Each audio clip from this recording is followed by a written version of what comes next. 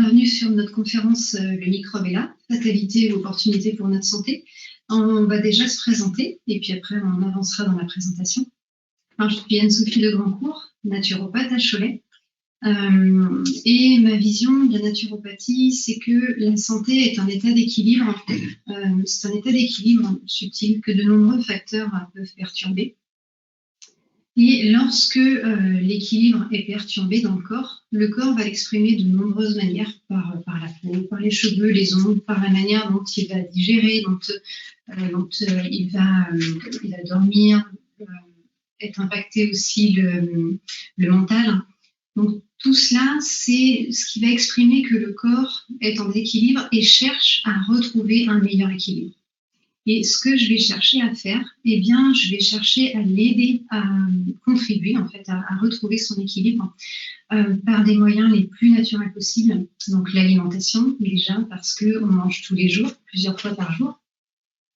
Et puis aussi par la phytothérapie et en particulier la gémothérapie. Donc, ce sont des remèdes qui sont à base de bourgeons, donc pris en toute petite quantité pour rééquilibrer en douceur, mais en même temps efficacement. Et puis par l'homéopathie aussi. Donc c'est vraiment une approche dans le respect de la personne en entier et puis de la nature en général. Alors bonsoir, moi je suis Thierry Sumon, je suis médecin homéopathe.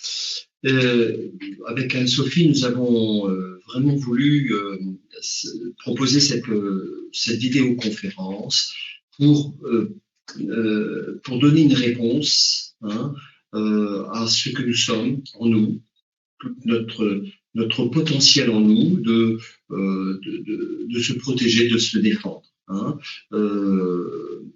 Et que, bon, bien sûr, vu les conditions actuelles, il est flagrant que on ne présente pas cet aspect, cette dimension de nous, et que ça manque terriblement. Du coup, beaucoup de gens se retrouvent avec beaucoup d'angoisse, de peur. Que nous avons une capacité en nous pour nous défendre. Voilà, l'exemple que je donne, très simplement, c'est que quand je prends ma voiture, je sais que ma voiture est révisée, que j'ai bien pris soin de ma voiture, je vais partir, je vais prendre l'autoroute, il fait relativement beau, même s'il ne fait pas très beau, je vais m'adapter, les vitres sont bien nettoyées, enfin bon bref, je vais allumer la lumière s'il faut, je vais rouler à la vitesse qu'il faut, il n'y a pas de problème, bien sûr.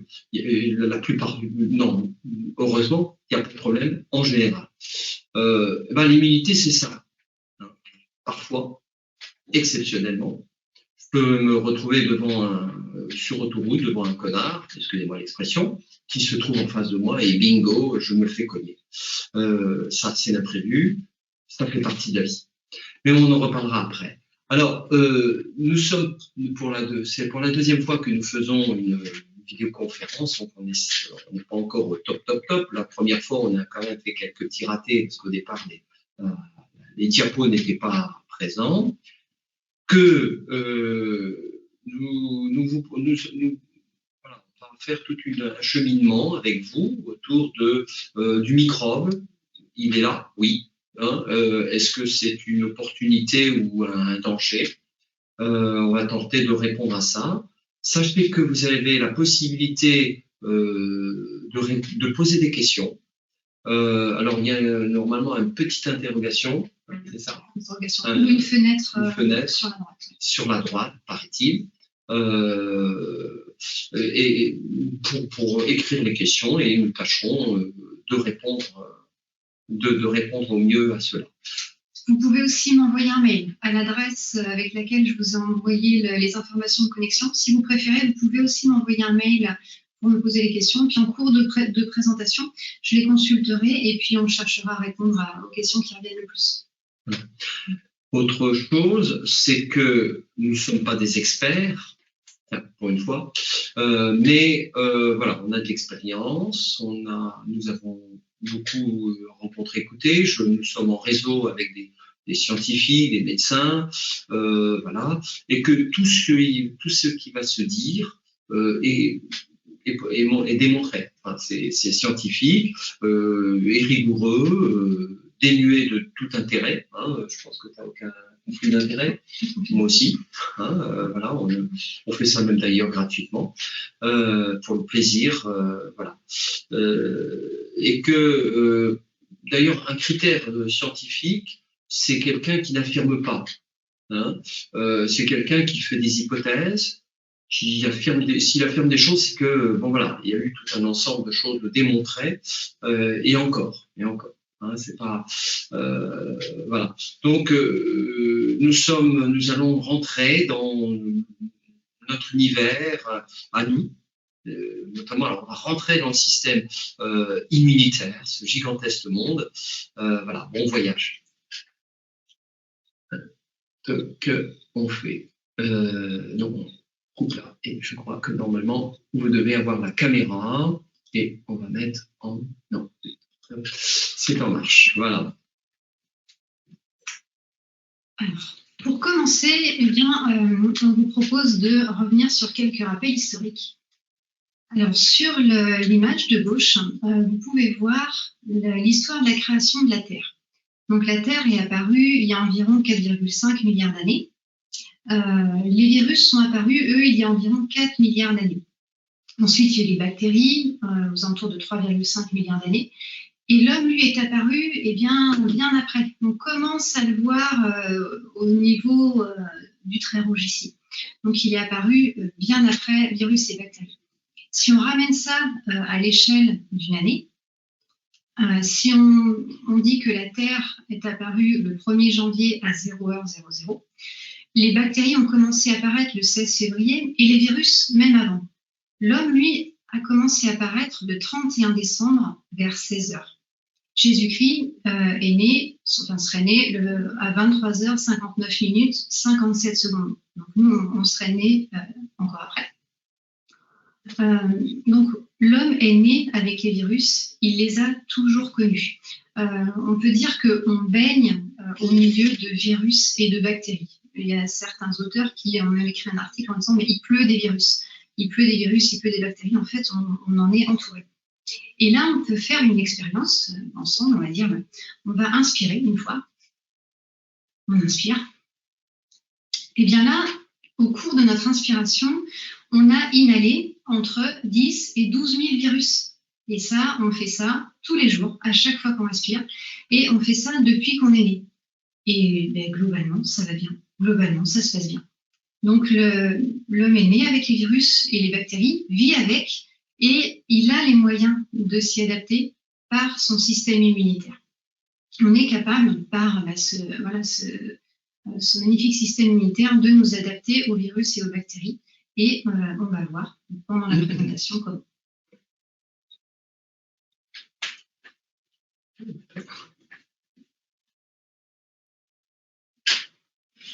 Tu cliques. Non, pardon. Tu cliques là, pouf, et on fait là. Bon. Alors, j'espère que vous voyez bien les vidéos. Hein. Si il y a un moindre problème, dites-le nous, parce que nous, normalement, on doit visualiser ce que vous voyez. Bien, alors là, c'est faire la différence entre bactéries et virus. Il y a quand même des différences essentielles. Hein. Alors, une différence importante, c'est que les bactéries, voilà quelques éléments. Alors, des millions de sortes de bactéries, que la bactérie va se multiplier.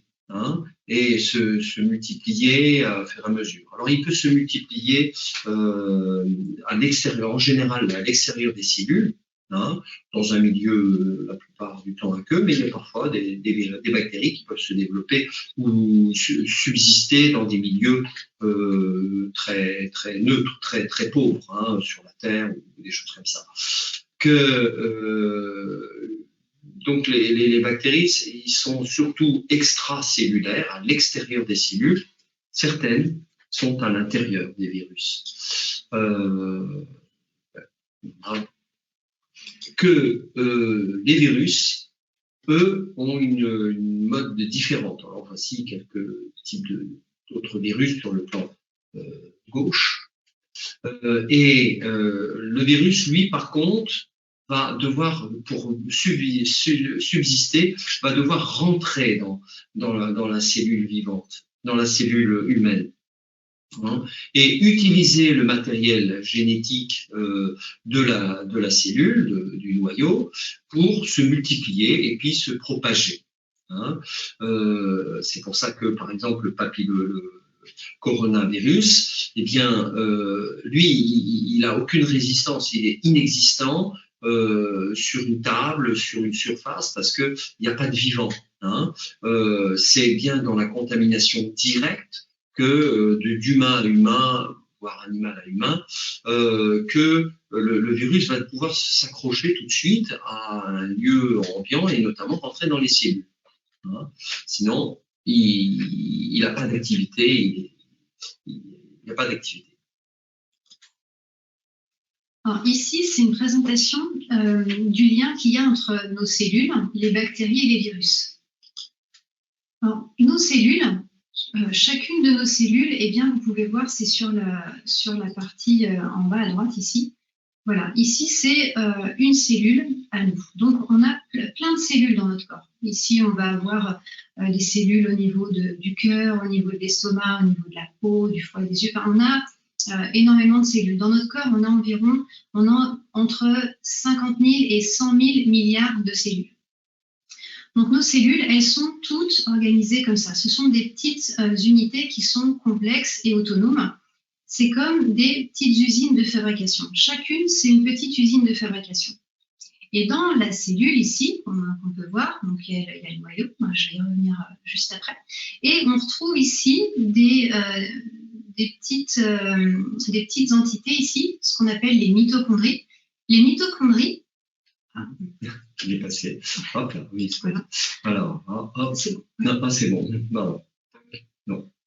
Voilà. Donc, les mitochondries qui sont ici, elles vont avoir pour rôle, par rapport à notre petite usine de fabrication, là, elles vont lui apporter de l'énergie, grâce à l'oxygène, par exemple.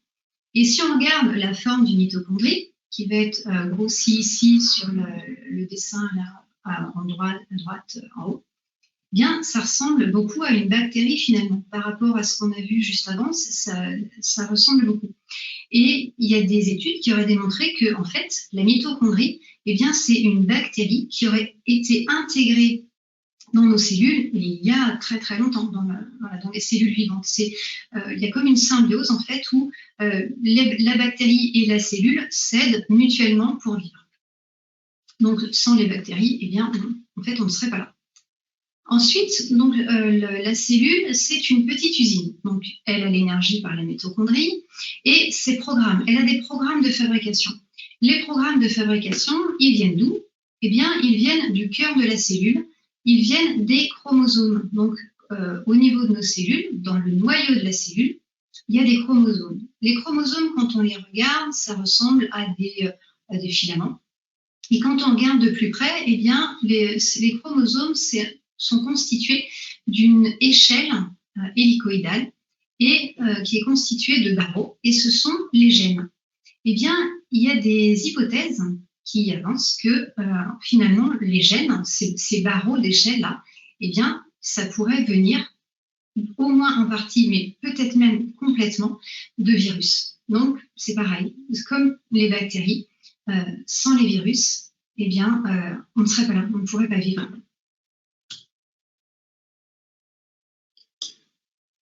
Maintenant, dans notre quotidien, eh bien, non seulement les virus et les bactéries nous ont permis d'être là, nous ont permis d'être vivants, d'exister sur Terre, mais même au quotidien, eh bien, si on prend les bactéries, dans notre tube digestif, il existe 40 000 milliards de bactéries.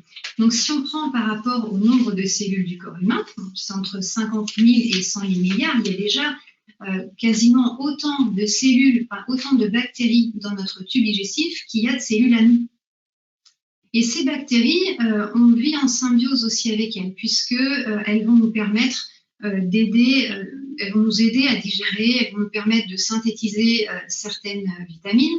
Donc, sans elles, on ne pourrait pas vivre, on ne pourrait pas assimiler les nutriments. Et puis, dans le tube digestif, il y a aussi un grand nombre de virus. Il est estimé que dans le tube digestif, il y a environ 3000 milliards de virus. Et ces virus, pour la plupart, ils sont bactériophages, c'est-à-dire qu'ils vont nous aider à réguler la flore bactérienne qui vit en symbiose avec nous. Ils vont éviter que certaines bactéries se développent de trop par rapport à d'autres et deviennent pathogènes ou perturbent l'équilibre des autres et perturbent les fonctions des autres bactéries. Donc, si on fait la somme des bactéries qu'il y a dans le tube digestif et puis finalement des bactéries, des virus, il n'y en a pas que dans le tube digestif. On verra tout à l'heure, il y en a dans toutes les muqueuses, il y en a au niveau de la peau, on en a partout dans le corps. Eh bien, si on prenait comme un taux de remplissage en fait du corps humain, là sur la droite, eh bien, les cellules humaines, les cellules qui sont vraiment à nous, qui comportent notre ADN, en fait, elles représentent entre 50 000 et 100 000 milliards. Mais les virus et les bactéries, eh bien, ils représenteraient environ 90%. Ils représenteraient, niveau technique, donc ils représenteraient environ 90% de ce qui nous compose. Et plus les études avancent, plus en fait ça permet de découvrir des virus et des bactéries. Et il se peut que ce nombre de les virus et les bactéries sont à 90%, nous composent à 90%. Il se peut même que ça soit plus que ça. Donc, ce qui fait que même dans notre quotidien, sans les virus et sans les bactéries, en fait, on ne pourrait pas vivre sans eux. D'ailleurs, à ce sujet-là, la conférence est adressée à vous, mais aussi à vos bactéries et virus. Il y en a d'ailleurs beaucoup plus que vous-même. Voilà. D'ailleurs, quand on parle à quelqu'un, eh bien, on devrait parler aux virus et aux bactéries de la personne. Bon, c'est un peu une boutade. Alors maintenant, donc il y a énormément de virus et bactéries amis. Donc globalement, on a vu qu'on s'y adaptait très bien. À chaque fois qu'on respire, à chaque fois qu'on mange, on en inhale, on en mange toujours. Et globalement, ça se passe bien. Alors qu'est-ce qui peut faire qu'à un moment donné, un virus ou une bactérie peut nous rendre malades? Qu'est-ce qui se passe? Si on prend par exemple le cas du coronavirus. Alors, le coronavirus, en fait, les coronavirus représentent une immense famille. Rien que sur la page que vous pouvez voir, là, sur l'illustration à gauche, eh bien, rien que sur cette illustration-là, il y a une 50aine de sortes de coronavirus qui sont identifiés à aujourd'hui. Donc, les coronavirus sont très répandus. Et vous en avez croisé, on en a tous croisé, parfois sans le savoir, parce que ils peuvent provoquer des rhumes, ils peuvent provoquer des syndromes grippaux bénins et globalement, notre corps s'y adapte. Et parfois même, vous avez même certainement rencontré aussi des coronavirus qui n'ont déclenché aucun symptôme, qui sont passés inaperçus parce que votre corps, en fait, s'est guéri spontanément. Il a réussi à s'adapter au virus et vous n'êtes pas tombé malade. En fait, à ce moment-là, vous étiez asymptomatique. Les asymptomatiques, c'est ça, c'est que ils contractent le virus ils l'ont, mais le virus ne les rend pas malades. Leur système immunitaire arrive à s'adapter suffisamment bien pour que le virus ne devienne pas pathogène. Voilà. Alors, nous allons rentrer maintenant dans notre système immunitaire.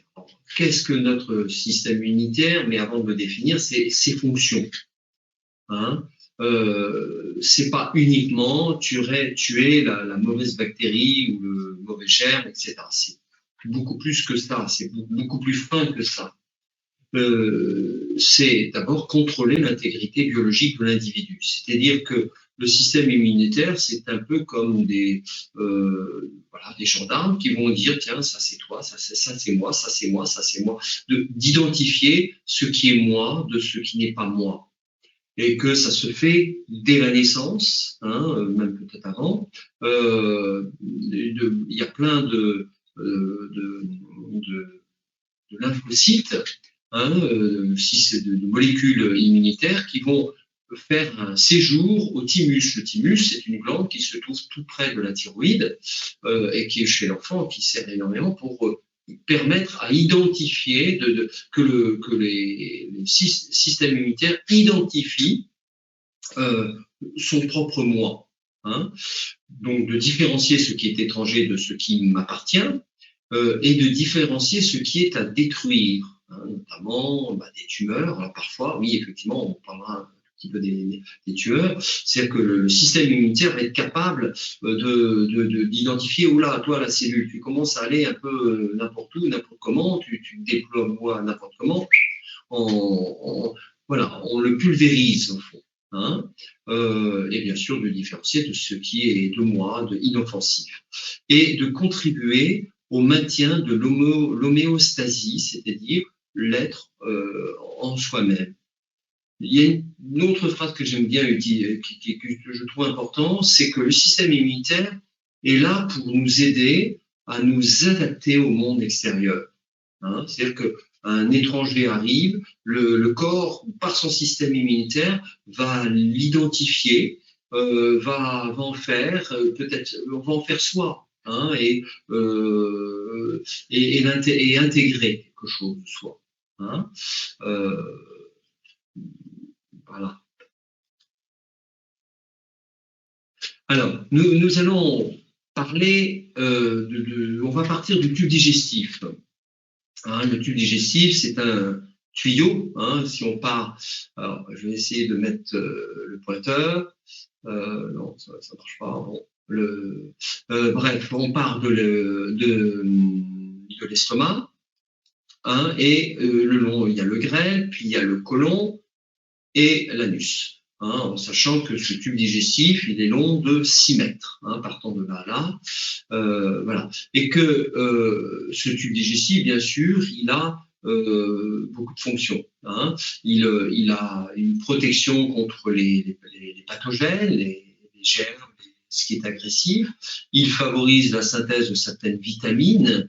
Il favorise le développement du système immunitaire. Hein, extrêmement important chez l'enfant notamment. C'est-à-dire que le petit enfant va développer ses premiers systèmes immunitaires au contact de ce qu'il mange, hein, et de ce que sa mère donne, ou de ses parents, et donc et tout au long de notre vie, il va contribuer à que le tube digestif, que le système immunitaire se développe à partir de là. Favorise la protection intestinale, stocke les graisses, favorise la fermentation de fibres alimentaires, de digestion alimentaire, et Anne-Sophie en reparlera un peu plus loin, une connexion très importante avec le système neurologique. D'ailleurs, le papillovirus, le Covid-19, une des hypothèses de l'infection serait, enfin certainement qu'un certain nombre de gens se font contaminer par le tube digestif. Là, une belle image de l'intestin. Voilà. Et que donc 70%, il se bloque avec ça. Donc, il faut que 70% du système immunitaire se forge dans notre flore intestinale. Hein, donc, il faut que notre corps soit au contact du monde extérieur pour se forger cette immunité entre le moi et l'autre. Hein. Alors, le tube digestif, on peut parler des voies respiratoires, on peut parler des muqueuses génitales et de la peau. Alors, l'intestin, pour revenir, donc voilà le tube digestif, et que la structure du tuyau, hein, il y a la lumière où circulent les aliments, les particules, ce qu'on mange, et puis la paroi, hein, la paroi avec ses villosités qu'on retrouve un petit peu ici, qui est parcourue par alors le tube digestif est parcouru des artères, des veines, du système lymphatique, le système immunitaire et le système neurologique. Hein, et tout ça va être en contact avec la lumière. La lumière étant ici, hein, je vais tenter une deuxième fois le vidéoprojecteur. Voilà, non, ça marche pas. Il ne peut pas. Hein. Ah, si, pourtant, il devrait marcher. Bon, je ne sais pas si vous le voyez. Bon, bref, la lumière où circulent les milliards de bactéries et le corps, avec son système immunitaire, derrière. Et entre les deux, une couche de cellules endothéliales, hein, mais cette couche de cellules a au-dessus d'elle ce fameux écosystème bactérien, des milliards de bactéries déjà que l'on citait, hein, c'est où ils sont ces milliards de bactéries, ben une bonne partie se retrouve dans le tube digestif, hein, qui vont jouer un rôle fondamental, qui sont des saprophytes, c'est-à-dire qu'ils vivent en cohabitation avec nous, on leur rend service, mais ils nous rendent d'énormes services. Et on découvre depuis 15-20 ans, les scientifiques, des milliers de fonctions dans lesquelles sont utilisées, ces bactéries sont utilisées. Et puis il y a un mucus aussi. Donc, il y a la barrière intestinale, il y a le microbiote et il y a la mucus. Et tout ça fait une intégrité. Hein, il y a une intégrité, une symbiose, hein, quelque chose qui s'équilibre très très bien. Et seul, alors je pense qu'il y a une autre diapo, oui c'est ça. Alors, là, il faut que je coupe là, mais là. Là. Alors, l'endothélia, les cellules, donc il y a les aliments et tout ce qui passe, hein, passe par la cellule, d'accord? Et géré, digéré, informé et assimilé. Hein, et le système immunitaire, tranquillement, fait son boulot. Hein, il fait 8 heures de travail seulement, pas plus. Et que c'est une boutade parce que si on travaille 12-15 heures, c'est pas bon. Voilà. Et que malheureusement, un certain nombre de gens sont amenés à travailler ces heures-là. Alors bref, là, et les bactéries, les mauvaises bactéries, eh bien, eux ne peuvent pas passer. Hein, ou alors il y a le système immunitaire qui les prend en charge et qui les explose. Donc, on retrouve l'homéostasie, hein, avec les bactéries, le mucus et les cellules endothéliales ici. Hein. Et que quand on fragilise cet intestin, et malheureusement, je peux affirmer, je ne suis pas le seul à affirmer, enfin, des milliers de médecins et soignants qui affirmons que nous sommes en train d'abîmer, une bonne partie de la population abîme son intestin. On verra juste après pourquoi. Que ces cellules-là, on voit que tout d'un coup, ils sont agressés. Ils sont agressés et du coup, c'est n'importe quoi qui passe. Et que c'est du coup le système immunitaire sous-jacent est obligé de s'activer encore beaucoup plus et créer une inflammation. Une inflammation chronique n'est jamais bon. Hein, parce qu'elle fragilise la muqueuse, elle demande beaucoup d'énergie. Donc, cette inflammation excessive provoque une hyperperméabilité de la muqueuse intestinale et entraîne une perturbation du système immunitaire. Que beaucoup de maladies auto-immunes, de maladies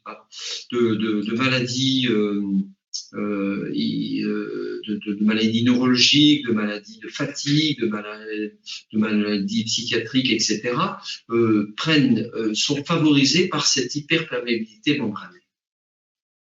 Et que, en tant que soignant, une fois sur deux, je suis amené à aider, à accompagner les gens à prendre soin de leur intestin. Alors, sur cette image, sont regroupés les principaux facteurs qui vont déséquilibrer, qui vont endommager le microbiote intestinal. Donc, on a déjà sur la partie gauche, on va voir tout ce qui est les toxines, les polluants, les additifs alimentaires. Donc, ces produits, ils vont avoir plusieurs inconvénients. C'est que quand on va les assimiler par le tube digestif, par exemple pour des produits qui ont été, pour des aliments, des légumes, des fruits, des aliments qui ont été beaucoup traités par des pesticides, par des fertilisants, eh bien ces produits chimiques, ils vont passer dans le tube digestif, ils vont arriver au niveau de la muqueuse intestinale et là, ils vont abîmer la muqueuse. Ils vont l'irriter, ils risquent de réduire le mucus ils vont déstabiliser la flore intestinale parce qu'ils vont tuer certaines bactéries. Et du coup, on va arriver à la fragilisation de la paroi, et donc après avec le risque qu'il y ait des substances qui passent à travers la muqueuse intestinale alors qu'elles ne devraient pas.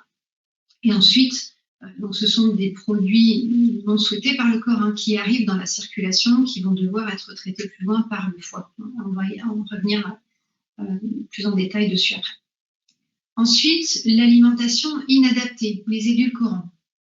Alors, l'alimentation inadaptée, c'est dans le sens d'une alimentation qui ne va pas être assez équilibrée. Une alimentation qui sera trop riche en sucre, par exemple. Donc, une alimentation qui est trop riche en sucre, eh bien, elle va conduire au développement de certaines bactéries qui vont devenir pathogènes. L'alimentation inadaptée, ça va être aussi déséquilibré dans le sens pas assez riche en micronutriments, pas assez riche en vitamines, en oligo-éléments, en protéines. Et quand l'alimentation n'est pas assez riche, eh bien, il manque des briques à notre système immunitaire pour se construire. Et notre système immunitaire est vraiment fabuleux, il est complexe, il est intelligent, il est bien organisé, mais il a besoin d'éléments, il a besoin de briques pour pouvoir se construire, pour pouvoir communiquer. Donc, quand l'alimentation est inadaptée, eh bien, notre système immunitaire n'a pas tout ce dont il a besoin pour fonctionner, et du coup, il fonctionne moins bien, il est moins réactif. Le stress aussi va contribuer à avoir un déséquilibre au niveau de la flore intestinale. Alors, par le stress, eh bien, déjà, parfois, tout simplement, on prend moins le temps de mastiquer, on prend moins le temps de manger, on peut avoir l'estomac qui est noué.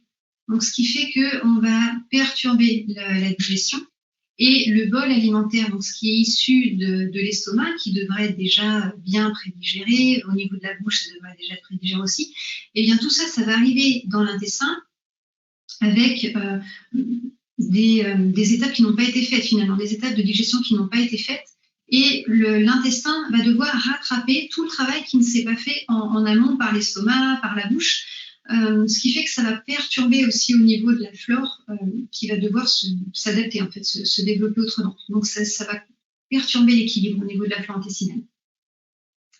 La prise de médicaments aussi, les antibiotiques, ils tuent les bactéries pathogènes, mais ils ne tuent pas que les bactéries pathogènes. Ils vont tuer un grand nombre de bactéries, et dont des bactéries qui vivent en symbiose avec nous et qui nous aident. Les anti-inflammatoires aussi vont contribuer à perturber le système immunitaire, déjà par une action directe, non anti-inflammatoire, et puis par une action aussi avec endommagement finalement de la paroi intestinale. La ménopause peut aussi être un facteur de déséquilibre parce que la ménopause, c'est un tel chamboulement hormonal qu'on verra un petit peu plus loin tout à l'heure, le système immunitaire est en lien avec énormément de choses en fait dans le corps, est en lien avec tout.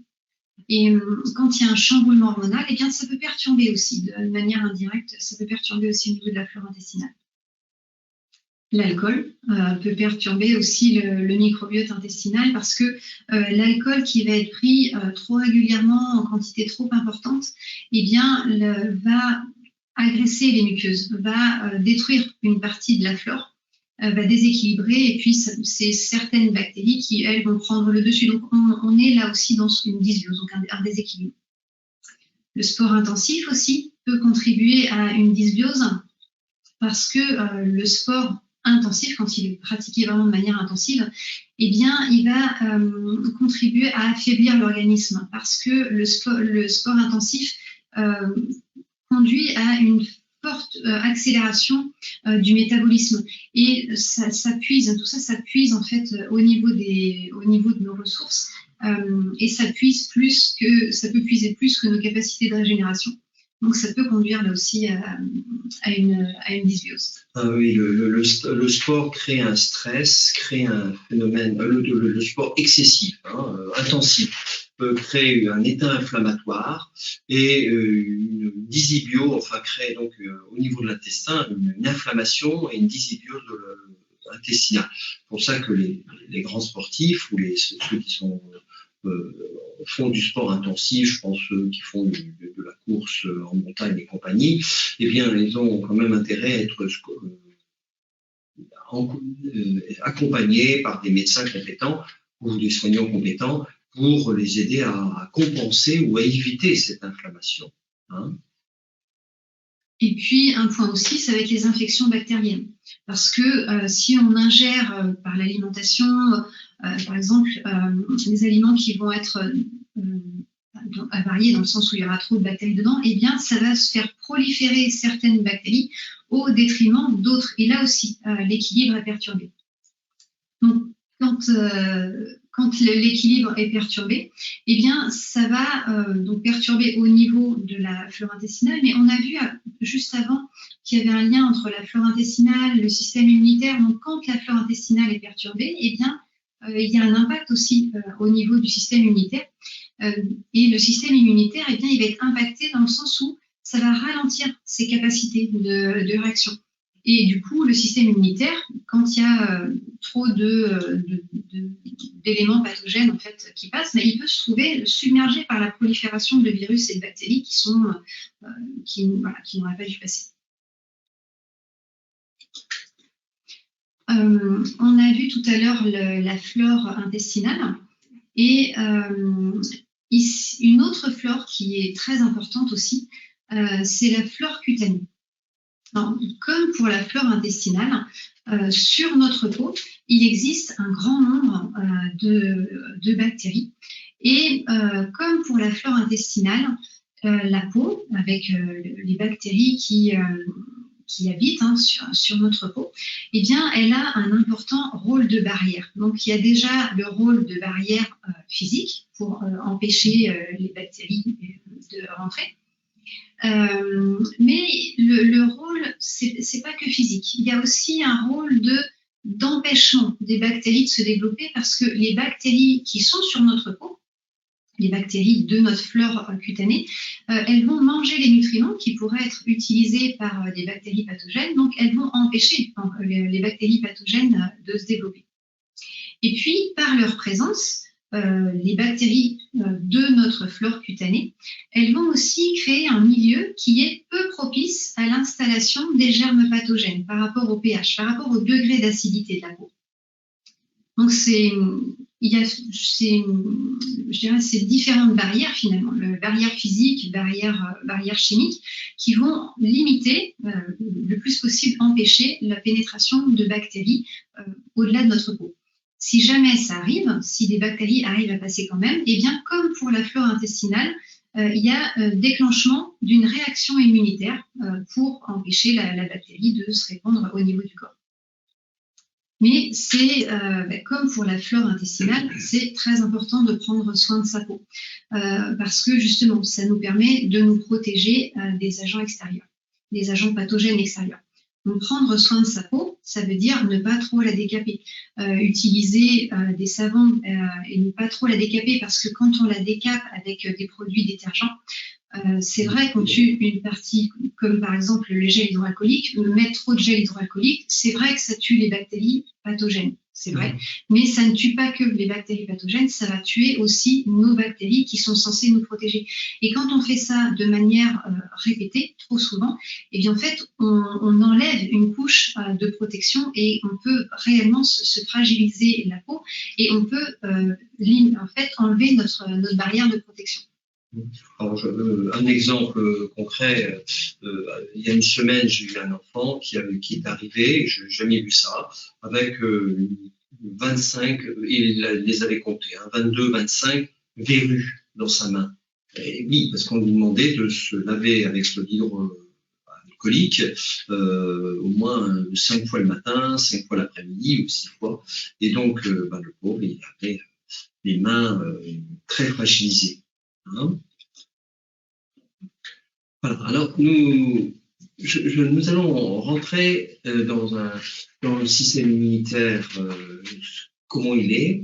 On va essayer d'être très simple, que le système immunitaire, c'est des réseaux, alors ça circule par le sang, mais ça circule aussi par des canaux réticulaires. Hein, hein, un peu partout dans notre corps.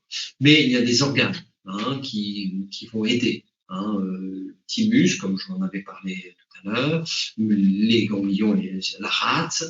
Alors, dans chaque partie du corps, notamment pour l'intestin, il y a des plaques immunitaires, des plaques de Peyen, les moelles osseuses, où se produisent notamment les polynucléaires, la lignée blanche, les polynucléaires, lymphocytes et neutrophiles, que sont voilà, au niveau osseux, et puis la peau aussi, l'appendice, les muqueuses, toutes les muqueuses, les amygdales, tout ça contribue, participe à notre système immunitaire. On parlera aussi du foie, aussi, qui a un rôle hyper important. Donc, c'est un réseau complet et dense qui est, comme je l'avais expliqué tout à l'heure, préinstallé depuis notre naissance. Alors, en sachant que il y a ce qu'on appelle l'immunité innée et l'immunité acquise. L'immunité innée, c'est l'immunité que l'on a dès le départ. Alors, pour être simple, je vous prends l'exemple des polynucléaires neutrophiles qui sont produits par la moelle. Eux, comme adultes, ils sont produits, si je ne me trompe pas, je ne veux pas me tromper, il y a 100 milliards de polynucléaires neutrophiles chez vous qui se produit par jour. Et leur but, c'est, dès qu'il y a un truc étranger, ils s'agglutinent, alors si je me trompe pas, là, ils injectent, parce qu'il y a deux formes, ils injectent un produit et la cellule s'éclate, mais en même temps, il meurt. Le polynucléaire meurt en même temps. Donc ensuite, derrière, il y a d'autres cellules qui vont agir pour développer une immunité, pour continuer à prendre l'immunité. Il y a des relais. Le polynucléaire va un peu servir à ça. C'est je te détruis, et puis il y aura des macrophages qui vont prendre les morceaux et qui vont les identifier et donner l'information, mais ça je le répéterai, donner l'information à d'autres cellules qui seront plutôt les cellules lymphocytaires. Donc, aussi, ça se perfectionne tout au long de notre vie. À fur et à mesure de notre enfance jusqu'à adulte, on continue à affiner notre immunité, tout en se distinguant des cellules de notre corps, en permanence, en circulation, en action et en interaction partout dans notre corps. Partout, ça agit. Alors, voici quelques acteurs. Alors, je ne compte pas les pollens, je ne compte pas les bactéries, mais allez, je vous présente la cellule présentatrice de l'antigène. Sa fonction, alors tout ça, ça vient d'une origine. Ça vient, il y a plusieurs types de cellules présentatrices, d'origine de cellules présentatrices d'antigènes. Mais bref, sa fonction, c'est une fois que la bactérie a été pulvérisée, des petits morceaux, hop, la cellule présentatrice va prendre un petit morceau et ensuite il va aller le présenter au lymphocyte T. Alors je vous présente les lymphocytes T. Alors il y a plusieurs formes, plusieurs familles. Il y a les lymphocytes T4 et T8. Je ne me trompe pas. Bon, mais chacune a sa fonction. On va dire que les T4, ce sont les généraux. Ce sont ceux qui vont donner des ordres et qui vont beaucoup sécréter, alors on n'a pas vu là, mais des interleukines. Ce sont des messagers. L'interleukine va avoir une fonction pour, allez, je t'envoie ici pour que tu stimules machin truc pour faire tel truc. Et puis où tu produis ça pour ralentir l'autre parce que l'autre, il va trop agir. Alors déjà, je ne sais pas si vous arrivez à comprendre, mais il y a une interaction gigantesque les uns avec les autres. Et chronologiquement, chacun va agir en fonction de la bactérie. Donc la bactérie va être absorbée, l'information va être transmise à des lymphocytes T, qui va ensuite donner des ordres à des lymphocytes bêta ou à des lymphocytes T8. Voilà, bon, j'espère que vous avez compris. Il n'y a pas d'interrogation après, rassurez-vous. Et tout ça partout dans le corps. Voilà. Voilà, des enchaînements, c'est pour montrer la densité de nos réponses, hein, et que une petite sensibilité. Je vous présente, alors par exemple, les T-régulateurs, c'est ceux qui vont ralentir le processus immunitaire. Parce que c'est bien, c'est comme s'il y a une armée qui arrive et qui continue à se battre alors qu'il n'y a plus d'ennemis, ils vont continuer à se chauffer, à chauffer. Ben, il y a heureusement des généraux ou des régulateurs qui disent stop, ça y est, c'est terminé, on arrête. D'ailleurs, ils sont détruits. Une grosse partie des lymphocytes qui sont mobilisés lors d'une agression, ils sont détruites, mais sauf quelques-unes qui vont garder en mémoire. Ah, alors ça, j'expliquerai un peu plus loin, mais bon, ne cherchez pas à comprendre, mais pour juste entendre la densité de notre système immunitaire. Que je reprends l'exemple de la cellule présentatrice de l'antigène. Un antigène arrive, elle assimile et va transmettre ça à un lymphocyte T, qui va ensuite aller enchaîner vers ailleurs. Pour être plus simple, plus concret, voilà, je me blesse ici, en noir, bien sûr. Il y a une réaction locale, des polynucléaires, des macrophages qui tout de suite agissent, hein, voilà, pour ralentir, pour mobiliser. Et tout de suite, il y a des microbes, hop, des bactéries, hop, c'est envoyé par le système lymphatique et dans les ganglions, notamment les ganglions ici ou ailleurs, eh bien, il va se produire, donc il y a une migration de phagocytes, il va se produire une production d'anticorps spécifiques contre la bactérie ou le virus ou la saleté ou le parasite. On va agir par rapport aux antigènes, c'est-à-dire que le système immunitaire ne va pas détruire la bactérie, mais va agir sur la cellule, sur un antigène, sur une petite partie de la cellule, de la bactérie, voilà, l'antigène machin, l'antigène truc, et donc du coup va produire des anticorps spécifiques contre ces antigènes, hein. Donc mémoriser, et va aller renvoyer pour finir le travail, pour bien nettoyer, et puis en même temps pour cicatriser, etc. Donc vous voyez, il y a tout un ensemble de choses qui se mettent en marche, plus la mise en mémoire. Je pourrais revenir sur la diapo précédente, c'est-à-dire que dans ceux-là, je cherche, oui, non, on ne les retrouve pas. Je cherche les lymphocytes, ils ne sont pas là. Mais ils sont là quand même, hein. Mais ils n'ont pas été représentés. C'est-à-dire que, vous voyez dans ce schéma, ça se multiplie, hein, et puis à un moment donné, il y a une destruction, hein, et qu'à un moment donné, il y a une mise en mémoire, c'est-à-dire que il y aura quelques lymphocytes, hein, des T8 qui vont être mis en mémoire, ou même des T4, sur tel type d'antigène. C'est-à-dire que comme si nous allons progressivement avoir une bibliothèque énorme de tout ce que nous avons contacté et que nous avons assimilé. Hein, j'ai actuellement certainement des lymphocytes quelque part au fond de moi qui, si je rattrape la rougeole, si la rougeole est de nouveau est présent en moi, eh bien ces lymphocytes vont tout de suite se mettre à reproduire. Alors on ne sait pas comment on arrive, il y a encore plein de choses qu'on n'arrive pas à comprendre, mais par quel mécanisme, mais toujours est-il que il y a immédiatement une mobilisation spécifique contre les antigènes dus à la rougeole que j'aurais recontacté en voulant soigner quelqu'un.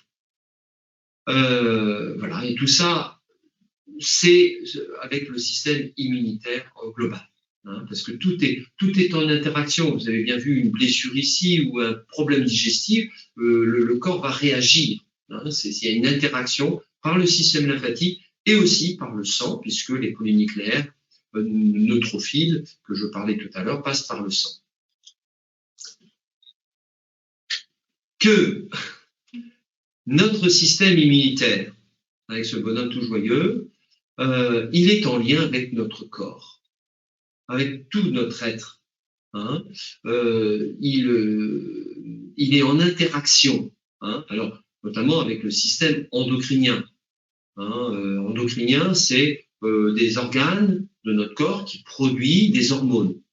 Le plus connu, c'est la thyroïde, que l'on retrouve au niveau à la base du cou. Mais il y a le pancréas, il y a les surrénales, il y a les ovaires, les testicules, l'hypophyse, etc. Et le thymus qu'on avait parlé. Si j'ai un stress, si j'ai été intoxiqué, si je sais, enfin d'autres facteurs, et par exemple la thyroïde est perturbée, ça peut entraîner une perturbation du système immunitaire. Mais l'inverse, si le système immunitaire il est quelque part perturbé, va faire que dans la thyroïde il va y avoir une perturbation et ça peut provoquer la maladie de Baslow, qui est une hyperthyroïdie, ou des thyroïdites d'Hashimoto, par exemple.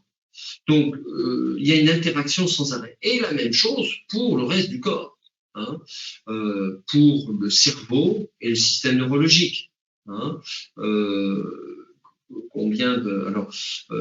aujourd'hui, dans le Covid, par exemple, ceux qui ont malheureusement eu une maladie, qui ont eu le Covid et que leur système immunitaire était défaillant, eh bien, le cerveau, et ça a été démontré par IRM, hein, avec injection de glucose, qu'il y avait des hyperactivités, non, pas des hyperactivités, des hypométabolismes dans certaines parties du cerveau, dû à l'activité virale du coronavirus, hein, et que ça entraînait dépression, fatigue, troubles neurologiques, etc., etc. Hein. Bon, mais c'est aussi dans beaucoup d'autres virus et de bactéries quand le système immunitaire ou le système général est défaillant. Hein. Donc il faut bien, vous avez bien compris qu'il faut bien tenir compte, il faut bien bichonner, protéger, prendre soin de notre corps, hein, et de notre système immunitaire. Alors, il y a aussi le système métabolique, le système circulatoire et hydrique, les barrières cutanées et muqueuses, les organes. Hein, tout à l'heure, on parlera un petit peu du foie, etc. Et que combien de fois, pour régler un problème hépatique, hein, il faut aussi prendre soin du système immunitaire. Hein.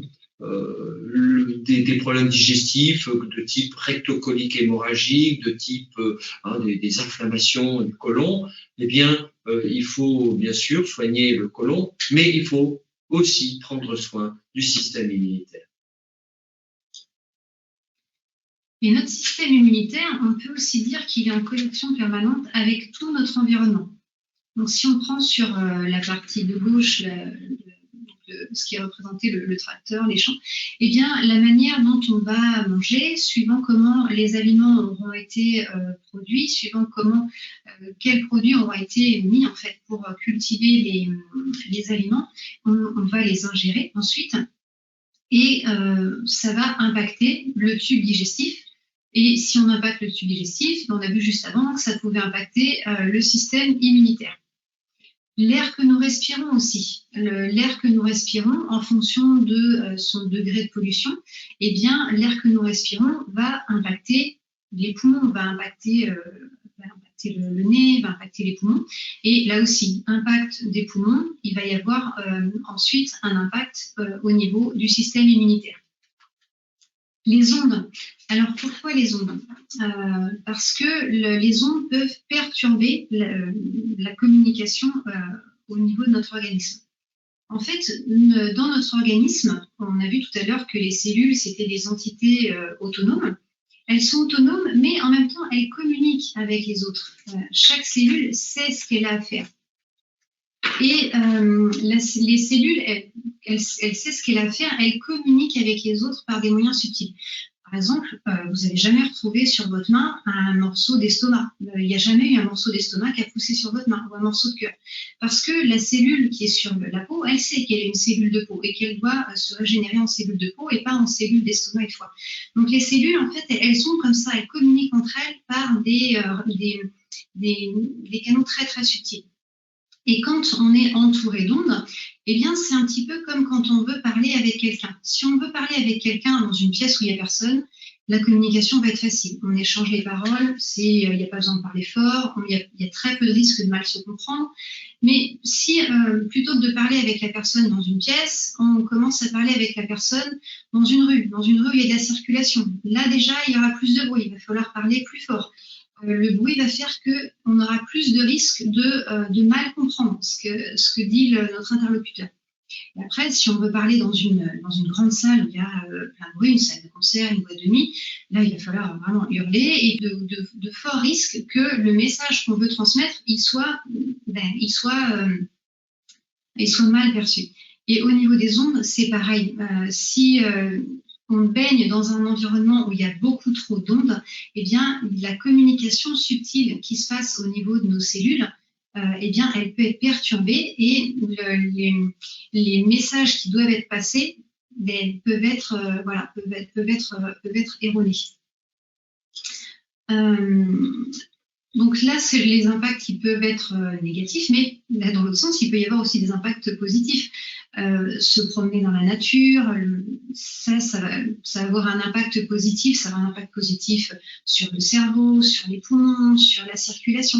Et tout ce qui a un impact positif au niveau de nos organes, bien, là aussi, ça va avoir un impact positif aussi sur notre système immunitaire. Il y a tout l'aspect social aussi, la famille, les amis, les rencontres, les liens sociaux. Et bien tout ça, ça va contribuer aussi au mieux-être. Et tout ce qui contribue au mieux-être, eh bien, ça contribue aussi au mieux-être de tout notre système hormonal et puis de notre système immunitaire aussi. Il y a une étude très connue de l'INSERM qui démontre la corrélation entre le stress et plus on a de stress, en disant excessif et pas souhaitable, plus le système immunitaire est perturbé. Hein. Donc ça, ce sont des études qui ont été démontrées. Au niveau des ondes, oui, certainement que ça doit impacter plus ou moins les gens selon leur sensibilité, hein, comme toute chose d'ailleurs. Hein, bon, et que une chose, c'est qu'on parle de cellules, mais en allant plus profondément, on parle aussi d'atomes. Et les atomes, c'est quand même une molécule avec des protons qui circulent dans un sens. Et que être de plus en plus impacté par des ondes, forcément, ça perturbe le champ magnétique dans lequel nos cellules sont. Hein. J'en ai pour juste en tant qu'observateur, hein, c'est-à-dire que on s'aperçoit que par exemple, dans les maladies de Charcot, on a de plus en plus de gens qui ont des maladies de Charcot, c'est des paralysies, hein, des jambes, que c'est certainement plurifactoriel, mais j'ai malheureusement rencontré 3 personnes, hein, en moins d'1 an qui ont eu une maladie de Charcot, qui sont décédées, et à chaque fois, ils avaient un pylône à moins de 500 mètres de chez eux. Je suis obligé de le dire, je n'affirme pas, mais je suis obligé de le dire, de constater cela. Alors ici, c'est pour vous montrer la relation entre le microbiote, entre notre intestin finalement, le microbiote de l'intestin et le cerveau. Alors il y a une phrase que j'aime bien, c'est Bouddha aurait dit qu'un sage est quelqu'un qui allait bien des intestins. Donc je trouve ça intéressant comme phrase pour montrer qu'il y a une corrélation entre le cerveau et les intestins, que les deux sont un peu interdépendants.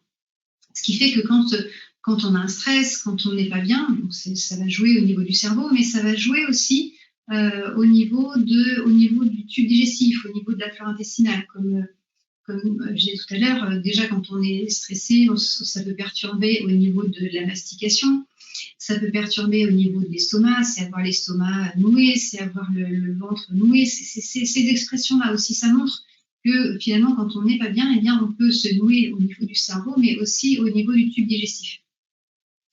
Dans l'autre sens, quand ça va bien, eh bien, le tube digestif est détendu et on se sent mieux. Et dans l'autre sens, eh bien, il y a une interaction aussi entre le tube digestif et le cerveau, parce que au niveau du tube digestif, eh bien, dans notre intestin, en fait, il y a entre 200 000 à 500 000 millions de neurones. C'est comme un petit cerveau qu'il y a au niveau de notre intestin. Donc, quand on dit l'intestin, c'est notre deuxième cerveau. Et même par rapport au nombre de neurones, c'est une vérité. Et puis, ces neurones dans l'intestin, ils vont produire des neurotransmetteurs. C'est des petits messagers chimiques. Et ces messagers chimiques vont aller jusqu'au cerveau. Par exemple, la sérotonine, qui est décrite comme l'hormone du bonheur, elle est en particulier produite dans les intestins. Donc, quand au niveau de l'intestin, ça va bien, eh bien, l'intestin aide le cerveau à aller bien aussi, puisque l'intestin va produire de la sérotonine en bonne quantité. Il va produire de l'hormone du bonheur en bonne quantité. Donc, il y a vraiment une interdépendance entre le cerveau et l'intestin.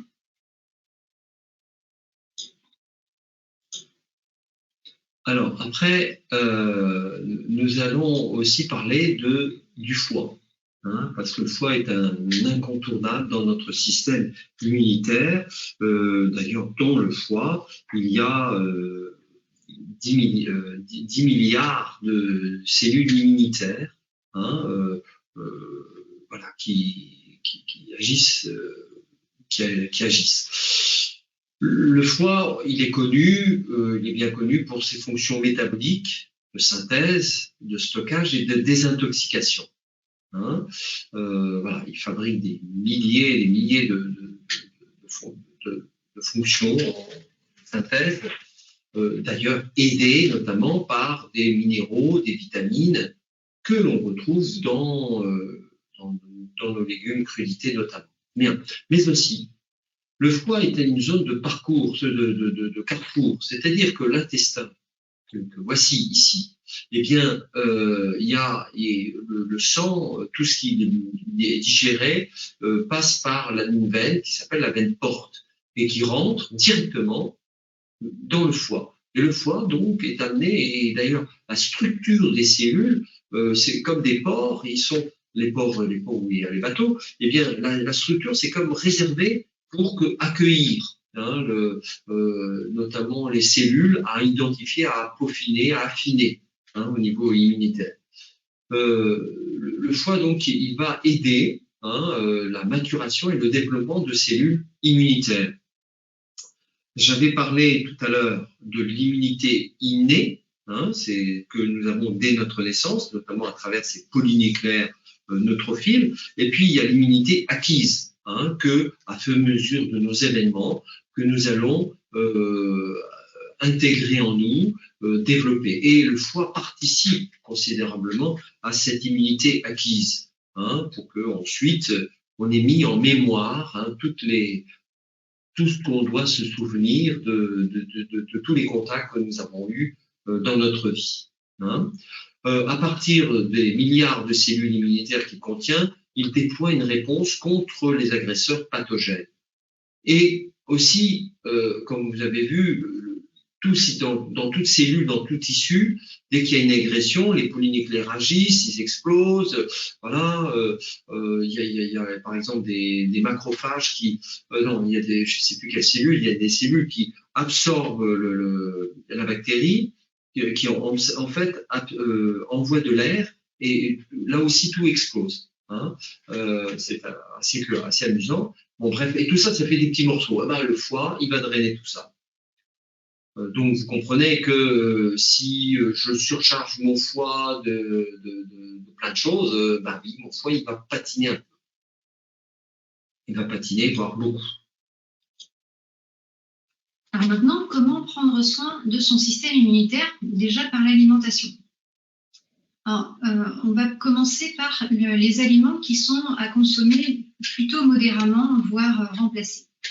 Dans la première catégorie, il va y avoir les aliments raffinés, le sucre blanc, la farine blanche. Donc ces aliments, ils vont avoir plusieurs inconvénients. Le premier inconvénient, c'est que comme ils sont raffinés, par exemple les céréales, la céréale va être dépouillée de sa coque. Les aliments qui sont raffinés, ils sont très pauvres au niveau nutritif. Il y a presque plus de vitamines, presque plus d'oligo-éléments. Donc comme ils sont très pauvres, eh bien ils vont apporter assez peu à l'organisme. Non seulement ils vont apporter peu, mais en plus ils vont avoir des inconvénients.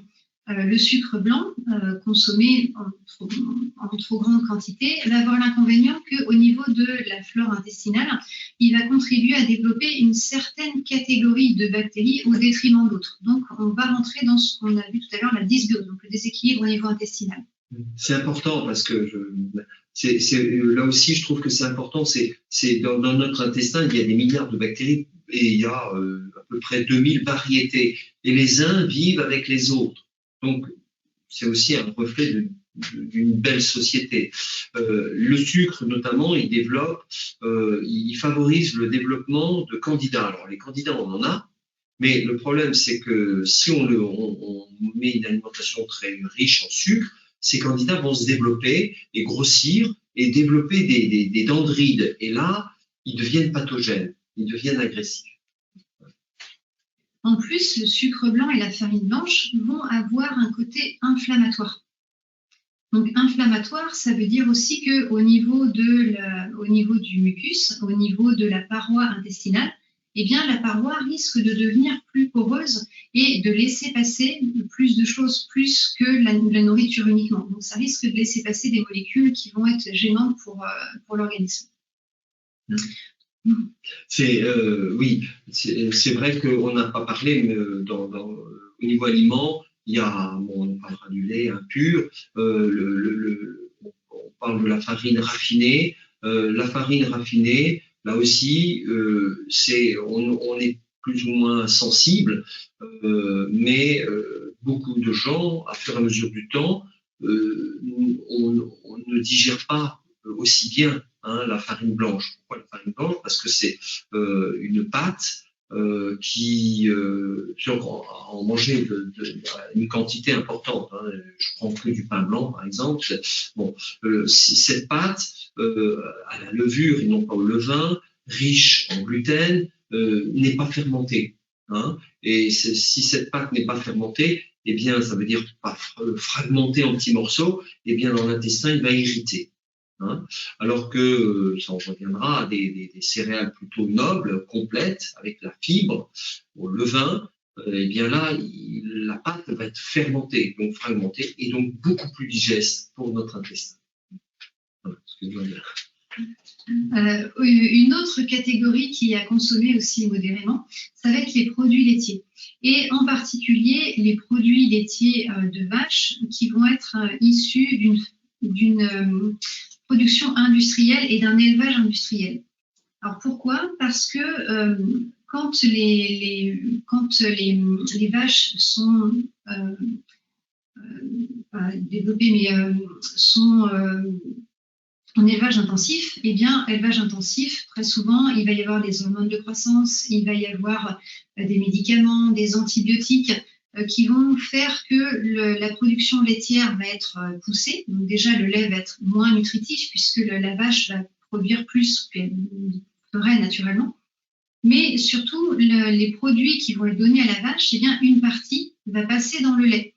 Donc ça veut dire qu'en buvant du lait, en plus du lait comme ça non fermenté, donc quand ça va arriver au niveau de la flore intestinale, déjà on est beaucoup d'adultes à ne plus savoir digérer le lait le lait pur.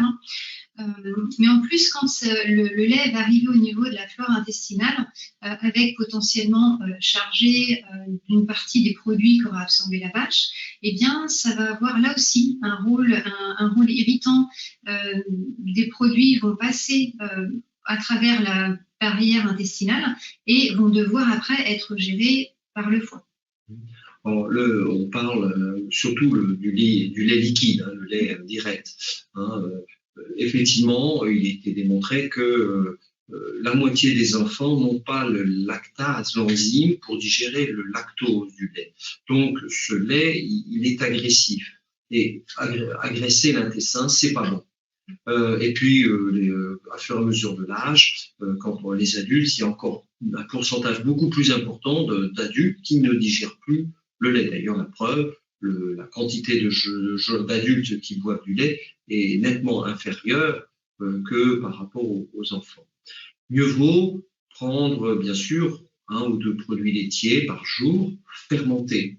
Là aussi, même chose que les céréales prédigérées, et que c'est depuis avant les Égyptiens que déjà on mangeait des yaourts et du fromage. Donc, de milliers de générations, nous avons appris à digérer ces produits, hein, mais modérément. Mais c'est des produits intéressants parce que là aussi, ça apporte aussi des vitamines et des minéraux, comme les légumes et les crudités, qui sont, parce que une chose qu'on a oublié de souligner, quand on voit tous les systèmes immunitaires qui se mettent en route, tous les métabolismes qui sont mis en route, c'est grâce à des vitamines, des vitamines et des minéraux, le zinc, le cuivre, la vitamine D, la vitamine A, etc. Moi, je ne vais pas faire l'inventaire. Une autre catégorie d'aliments aussi à consommer modérément, ça va être la viande et la charcuterie. Alors, viande et charcuterie, en particulier certaines charcuteries industrielles qui vont avoir des additifs. Le problème, c'est quand on consomme trop, eh bien, on contribue à développer une flore pathogène au niveau de l'intestin. Et il y a même des liens qui sont faits entre une forte consommation de viande ou de charcuterie et des risques accrus de cancer au niveau du tube digestif. Les plats ultra transformés, c'est une autre catégorie. Alors, les plats ultra transformés, il va y avoir plusieurs inconvénients. Alors, du fait qu'ils soient ultra transformés, déjà en termes de composition, généralement, ils vont être déséquilibrés. Ils vont être assez pauvres en nutriments. Ils vont être généralement trop sucrés. Donc, en plus, c'est du sucre blanc, donc on en revient aux inconvénients du sucre blanc. Ils vont être aussi généralement faits avec des graisses transformées aussi, ce qui fait que graisses transformées, ça veut dire que le corps ne pourra pas bien utiliser ces graisses-là, donc il devra soit les considérer comme des déchets, mais ça va lui donner de l'énergie, ça va lui demander de l'énergie en fait à éliminer ces déchets, ou alors il va devoir les transformer pour pouvoir les rendre mieux adaptables pour nous, mais ça va lui demander un travail supplémentaire. Donc avec les plats ultra transformés, eh bien, non seulement il y a assez peu de nutriments, il y a assez peu de vitamines, mais en plus ça va donner plus de travail au corps finalement à devoir détoxiner l'organisme des produits qui ont été ajoutés. Et puis il y a les aliments entre guillemets pollués. Donc pollués, c'est dans le sens issus d'agriculture qui vont être très chargés au niveau phytosanitaire. Donc, ça va être des aliments qui auront été poussés par des fertilisants, qui auront été arrosés fréquemment de désherbants. Donc, tous ces produits-là, il y a une partie qui va passer dans l'aliment. Et donc, quand on mange les aliments qui auront été poussés comme ça par la chimie, eh bien, non seulement ces aliments sont moins nutritifs, puisqu'ils auront été poussés plus que naturellement, donc ils sont moins nutritifs, mais en plus, ils sont plus chargés de molécules dont le corps n'a pas besoin, des produits même dont le corps va devoir éliminer, et ces produits risquent d'endommager la paroi intestinale, et on en revient, comme on le dit depuis plusieurs fois maintenant, c'est-à-dire que comme ça endommage, eh bien, il y a le risque de passer à travers la muqueuse intestinale et ensuite de devoir être évacué par le foie. Donc là, on a vu la catégorie des quoi consommer modérément, voire remplacer. Maintenant, on arrive dans la catégorie de comment prendre soin de son système immunitaire. Finalement, quels aliments on peut favoriser? Eh bien, déjà, ça va être les moins traités possibles. Parce que les moins traités possibles, ça veut dire que les fruits, les légumes, les céréales qui auront été peu traités, eh bien, elles vont pousser à leur vitesse. Si elles poussent à leur vitesse, elles vont pouvoir se charger en micronutriments, en vitamines, en oligo-éléments, elles vont pouvoir se charger. Donc, quand quand elles arriveront dans l'organisme, eh bien, l'organisme va en bénéficier beaucoup plus qu'un aliment qui aura été poussé. Ce qui fait qu'à poids égal, un fruit ou un légume qui sera issu d'une agriculture qui est la plus naturelle possible, la plus raisonnée possible, si possible même bio, les fruits et les légumes qui auront poussé comme ça, en fait, à poids égal, ils vont être beaucoup plus riches en vitamines, oligo-éléments qu'un fruit et un légume qui aura poussé en serre, hors sol, sans voir la lumière du jour, sans toucher à la terre. Il y a vraiment une différence au niveau nutritif. Et puis, il y a une différence aussi au niveau digestif, puisque des aliments, fruits, légumes qui auront été cultivés avec le moins de traitement possible, quand ils arrivent dans le tube digestif, ils ne vont pas l'agresser. Ils vont pas l'agresser et au niveau de l'organisme n'aura pas à dépolluer des produits qui auront été ajoutés pour pousser la culture ou pour éviter les désherbes, en fait, pour éviter les nuisibles. Ensuite, une autre catégorie, eh bien, ça va être les céréales complètes ou semi-complètes, les légumineuses. Alors, pourquoi cette catégorie d'éléments? Parce que là aussi, ce sont des aliments qui vont être très riches en vitamines, en oligo-éléments, en protéines. Et voilà, c'est tous ces éléments, toutes ces briques dont a besoin notre système immunitaire pour pouvoir se construire, pour pouvoir bien communiquer avec tous les acteurs. Ce qu'on a vu, c'est un système qui est extrêmement complexe. C'est surtout ça à retenir, c'est qu'on a un système qui est très complexe, qui est très intelligent. Et quand finalement, la meilleure chose à faire, c'est de lui donner toutes les briques dont il a besoin pour pouvoir lui donner son autonomie, en fait, pour qu'il puisse assurer ses fonctions. Ensuite, on a les oléagineux aussi. Les oléagineux, ça va être les noix, les noisettes, les amandes, c'est la catégorie qui apparaît sur la photo de droite. Et les oléagineux, ils vont être très riches, eux aussi, donc en oligo-éléments. Ils vont être riches aussi en bonnes graisses. Donc, c'est aussi la catégorie en dessous, les huiles et les aliments riches en oméga 3. Alors, pourquoi consommer des aliments qui vont être riches en huile et en particulier riches en oméga 3? Alors, il y a plusieurs raisons à ça. Au tout début de la présentation, on a vu une cellule.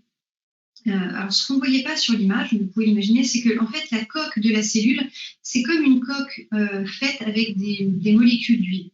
Donc, la cellule, eh bien, pour pouvoir se régénérer, elle a besoin d'une quantité suffisante d'huile de qualité pour pouvoir se régénérer.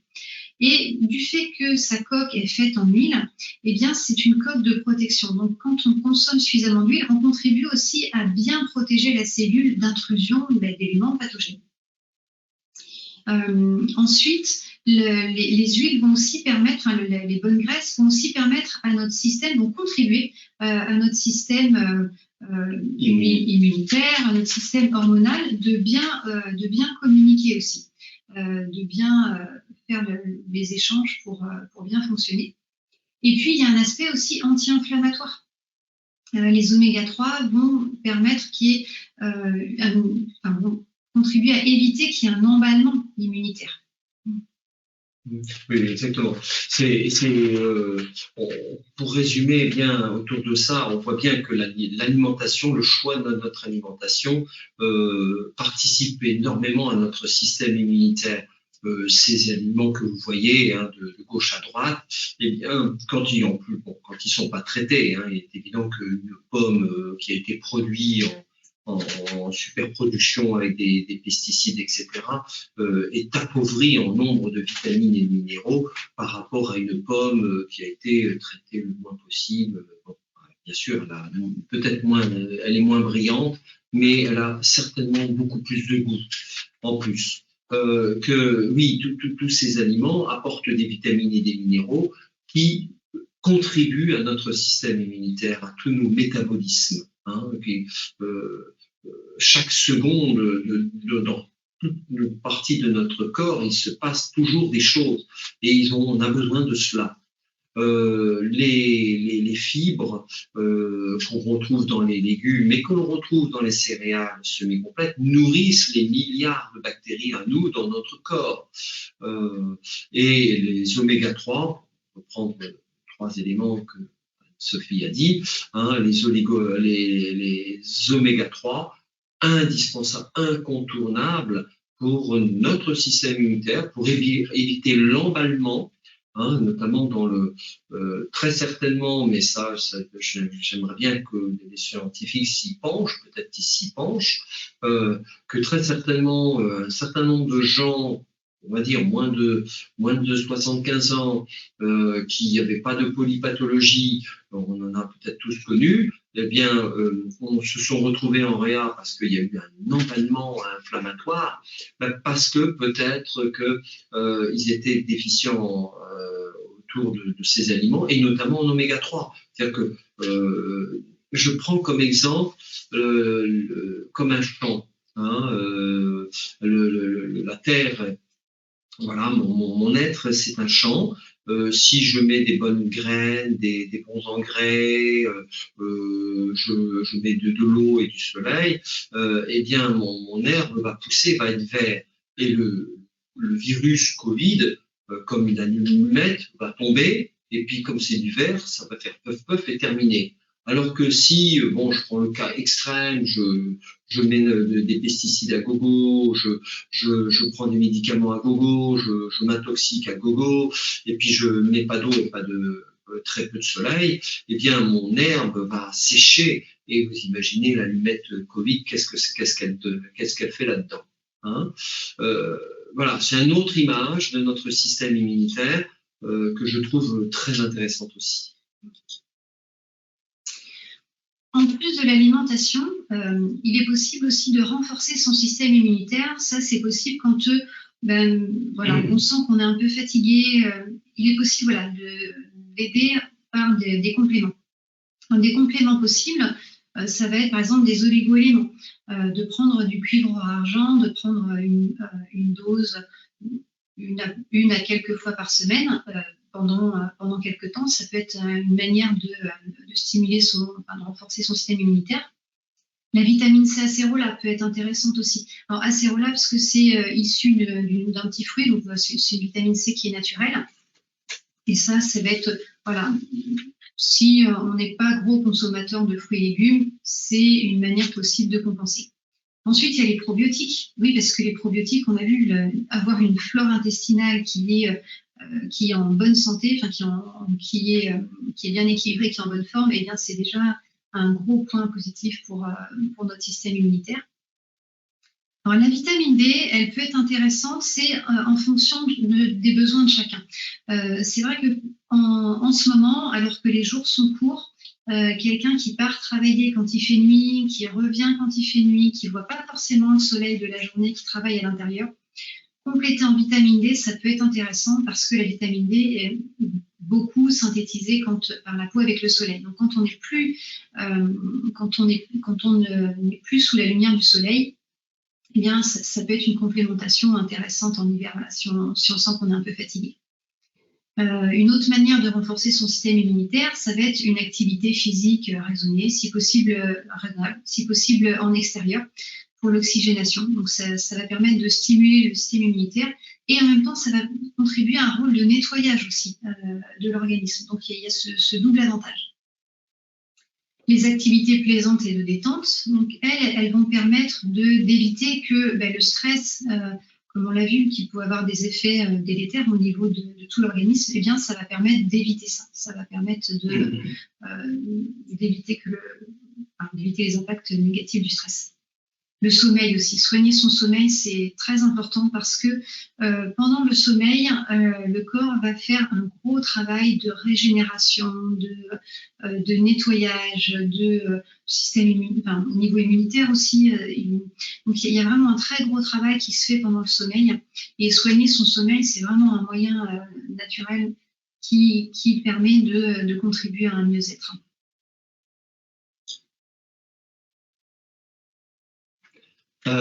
Oui, alors après, en cas de faiblesse, soutenir son système immunitaire, il y a eu quelques questions autour de ça. Il y a les plantes adaptogènes et je dirais la phytothérapie à base de plantes. Il y a tout un ensemble de qui ont des propriétés, des vertus, d'autant que maintenant, je pense que les laboratoires savent mieux les extraire, le plus naturel possible, enfin un certain nombre de laboratoires, qu'il y a 15, 20 ou 30 ans.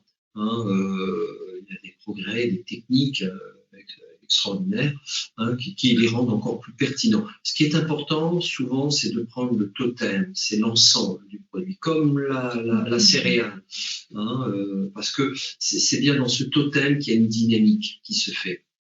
Les champignons, trouvez une formule où il y a plusieurs champignons. C'est vrai que il y a des laboratoires qui proposent plusieurs champignons et qui stimulent l'immunité. Il y a les huiles essentielles, le cuivre or argent comme on avait dit, les probiotiques, alors les probiotiques avec des prébiotiques. Les prébiotiques, ça peut être tout simplement les légumes, les crudités, les céréales semi-complètes. C'est évident que celui qui attrape le Covid et qui commence à avoir des premiers symptômes, je prescris facilement des probiotiques. La vitamine C, comme on avait dit, l'élixir de Golgi, des produits riches en minéraux, comme le létérocoque aussi, qui sont riches en minéraux, en vitamines, et qui ont une propriété de booster le système immunitaire, de booster l'individu. L'élixir, le Golgi, si je ne me trompe pas, c'est une plante de l'Himalaya, donc là-haut, à 4000 mètres d'altitude. Les gens, ils ont besoin de... Donc la nature est très, très gentille, elle donne des choses à la portée des gens pour tenir le travail qu'ils ont à faire, les déplacements qu'ils ont à faire à 2000 ou 4000 mètres d'altitude. La timuline, l'oxylococcinum, et puis, oui, des remèdes homéopathiques, bien sûr, qui peut aussi tenter de rééquilibrer des terrains un peu fragilisés et qui agit bien. Alors, je fais quand même l'annonce que si quelqu'un a des symptômes de coronavirus, qu'il aille voir un homéopathe, quelqu'un qui fait de la phytothérapie, parce qu'on a des choses à proposer. D'ailleurs, à ce sujet-là, il y a une question de savoir est-ce que les médecins peuvent prescrire le plaquenil. J'avoue qu'aujourd'hui, je ne sais pas, parce que ça a été interdit, et je crois que oui, mais je ne peux pas... Je peux pas affirmer. Je peux pas, j'en ai pas eu besoin parce que voilà, on a tellement d'autres outils thérapeutiques. Alors c'est évident que on n'a pas eu l'occasion d'emmener des gens, d'avoir des patients qui ont été en réanimation jusqu'à maintenant. Parce que je pense une des raisons, c'est que les gens qu'on voit sont des gens qui se prennent en charge et que c'est beaucoup moins compliqué à soigner. C'est mon impression. Ça reste qu'une impression. Alors maintenant, comme on se rapproche de la fin de la présentation, c'est voilà, quelques sujets d'ouverture. Alors là, ici, c'est un extrait d'un livre, c'est 12 sels minéraux de Schussler, qui a été écrit par Richard Kellenberger et Friedrich Kopsche. Je trouve que c'est vraiment intéressant ce paragraphe, donc je vais vous le lire. En croyant que l'infection vient de l'extérieur, la personne se sent seulement une victime.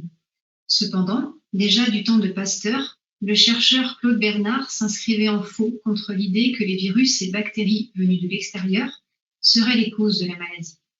Il accordait un rôle bien plus important au terrain qui permettait à des germes de se développer. Le terrain est influencé par l'état mental. La peur, l'irritation, la contrariété, la tristesse et la colère affaiblissent le système immunitaire et créent un terrain pour l'hyperacidité. La maladie commence donc longtemps avant que les douleurs se manifestent ou que des bactéries et des virus fassent leur apparition. Et ce paragraphe, il est vraiment intéressant parce qu'on pourrait faire le parallèle aussi avec la maladie à Covid, enfin, avec la Covid, en disant que finalement, en croyant que la Covid vient de l'extérieur, la personne se sent seulement une victime. Parce que considérer que la Covid est due uniquement au coronavirus, c'est erroné. Parce que si la Covid était uniquement due au coronavirus, eh bien, il n'y il n'y aurait pas de personnes positives, il n'y aurait pas d'asymptomatiques. Tout le monde serait malade et tout le monde aurait des formes graves. Or, le coronavirus, eh bien, certaines personnes sont asymptomatiques. Ça veut dire qu'elles elles ont contacté le virus, mais elles s'y sont adaptées. Donc, dire que la Covid est due au coronavirus, c'est incomplet. Donc, à partir de là, en fait, on peut considérer que voilà, la Covid, c'est une fatalité. Ça vient uniquement de l'extérieur. Mais l'inconvénient, en fait, de se placer en fatalité, c'est qu'on devient une victime, mais on attend aussi la solution de l'extérieur. Donc, on va attendre la solution par un médicament, par un vaccin. On attend. Mais pendant l'attente, on a peur.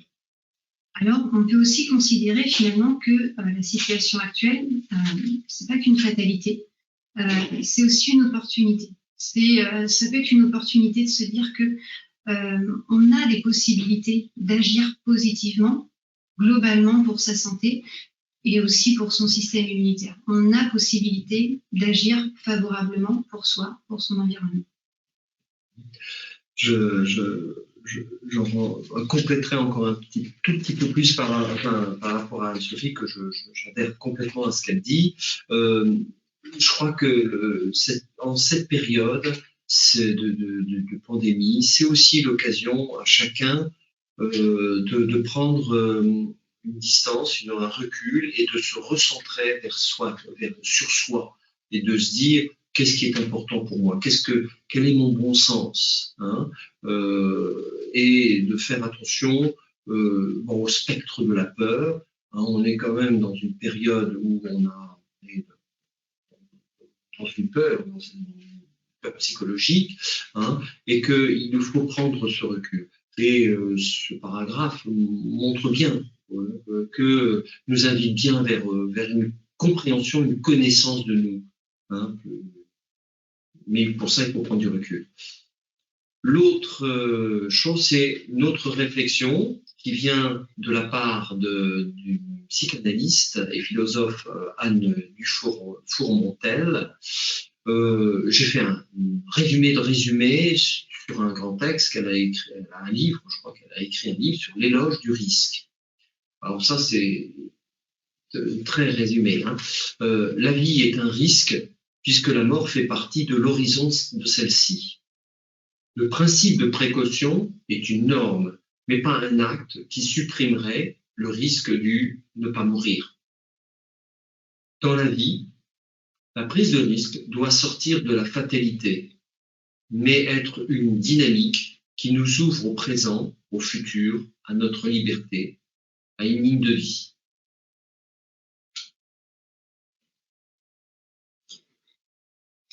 Alors là, c'est un questionnement. C'est de se dire, mais finalement, et si notre évolution, c'était une suite d'adaptation au virus? Et si là, avec le coronavirus, eh bien, est-ce que c'est pas une invitation justement, une étape d'évolution?